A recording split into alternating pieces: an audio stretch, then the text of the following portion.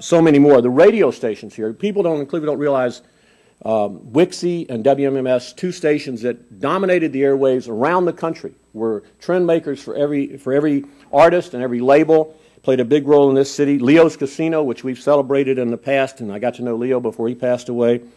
And another one of our board members, the Belkin brothers, who sort of control the concert industry in this part of the world and in the Midwest. And what I'm trying to point out is that this gestalt, this psyche of Cleveland, this heartbeat of Cleveland is the DNA of Cleveland. Whether you go back to the orchestra, whether you go to our other cultural assets, when you get down to it, this has really driven this city a lot. And out of that heritage, we had folks that took a leadership role at a very important time. Another disc jockey named Norman Knight. Norm, many of you may know, was here for years. I actually, when I was in law school, I won a contest on the radio from Ithaca, New York, calling into WGR, got a free Norm Knight album. Still got it, of course.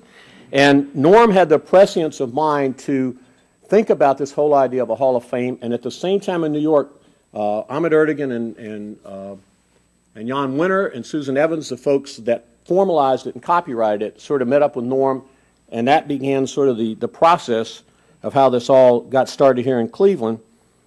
And this heritage of our music sort of raised its lovely visage. How's that word, Dave? Is that good? Lovely visage. And because of that, but what separated us is we had a plan. We knew how we were going to build this and run it, at least we thought we did. We thought we knew what it was. And getting back to what I said before, this city had a passion. It's always had a passion about music and culture, and especially a passion about rock and roll. And I was thinking about this when I was doing this speech, that it's really kind of sad, because these other cities, even though you were worried about it, they didn't have a chance. Come on. We killed them, you know. And you know the story of the USA Today poll where it was 110,000 callers from Cleveland, and the next best city was Memphis at 7,000. It was the perfect storm. Corporate Cleveland, media Cleveland, man, woman, and child Cleveland.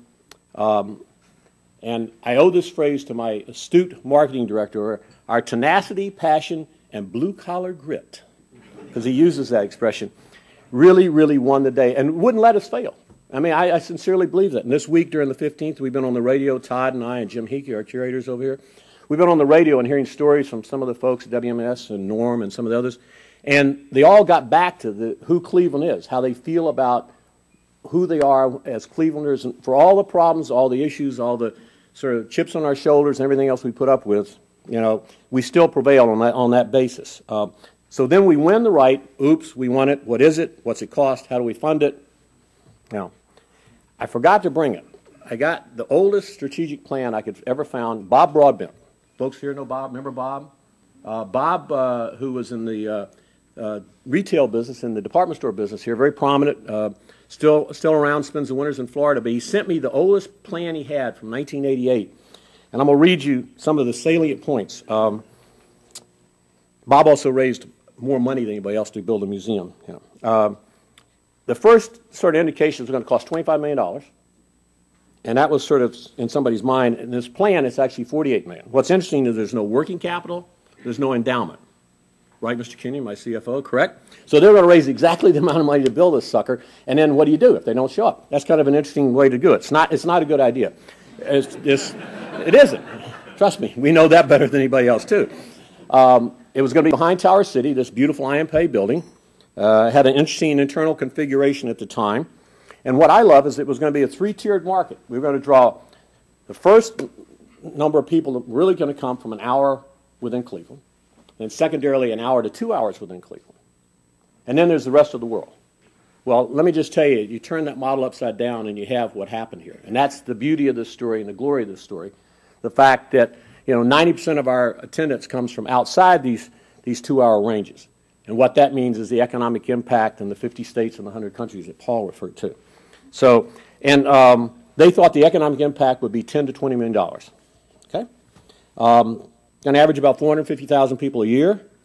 And this is going to happen because we're going to have a very significant convention business, and we will have continued to develop all the attractions on the lake, and I'm not talking about the Science Center and the Brown Stadium. All the other stuff is going to be built. That's what was going to shore us up down there. We were going to have annual revenues of about $10 to $12 million a year. And there was no mention of philanthropy, no mention of education. and I'll get back to that. We're going to have a library and archives of 3,000 square feet in the building, and we'd open in 1992. All right, here's the reality show. You know, we all love reality shows. The attendance has averaged over 500,000 people a year. 90% of our people come from outside those markets.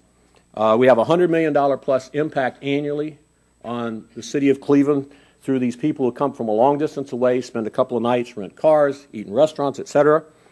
Last year, remember the $10 to $12 million revenue projections? Last year we reported somewhere in the vicinity of $38 million of revenues in 2009.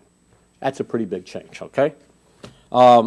We have the leading educational program coming out of a fine arts museum in the United States, and I know that sounds crazy. I know it's hard to believe, but from 3-year-olds all the way up through college, we use music to teach science, math, social studies, language, arts, geography, you name it.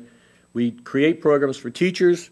We bring kids from the inner city, 3 to 5-year-olds in, and thanks to PNC and Paul Clark and those folks who've really expanded that program. These programs are teaching letter recognition, rhyming, and alliteration to these children, and we change their cognitive learning abilities in the course of a year, and it's part of this Grow Up Great program that PNC is really focused on, and their efforts have allowed us to hire another 20 musical therapists at our university hospitals, and that's the kind of story that doesn't get told often enough, something we're very proud of. We have the #1 distance learning website in the United States for 3 years in a row. We teach online in 41 states, 7 countries in Spanish and English. Pretty remarkable. And it wasn't in that plan in 1988. We have a new 23,000 square foot library and archives over at Tri-C compared to the 3,000. And in terms of philanthropy, we have a national and local board, which is, I think, you can't understand how great it is, and particularly in its outreach philanthropically. We have roughly 20 board members in the leading cities around the United States. It's what I call the alumni model or the hospital model, because everybody's our alumni. We just don't know their names. We don't know what year they graduated in. But we had to go out and find them, and we did that by putting board members in those cities. As you can see, I think after describing both the plan and what we've done in these 15 years, we far exceeded the vision both economically and psychologically. We got the future coming up here every day. You got to remember that we celebrate the music of the past, the music of today, and whatever comes out next Tuesday. And it challenges even us who are in the museum, as we all know. Particularly Jackie Chisholm, our head of planning over here. Yes, we're getting her. Well, that's another story. She's got a new reader that she's working on. But we all are challenged by the music as it changes, as we all have been. Those of you who grew up in the swing era, that grew up in the 50s, as the music went on down the road, your ears sort of got stuck in one place, and it was hard to hear that new stuff because it all sounded like noise. And if you remember back, that's what your mother said, that's what your grandmother said when that music all came out. But you know, it's something that that we have to grasp on. And starting in next May, we open the library to the public. We will start our symposiums and our programs there. And we'll be doing that in conjunction with, and I'm sorry Frank Sullivan, our ex-chair, is not here, with what we're calling RPM. I hope I don't get sued for that.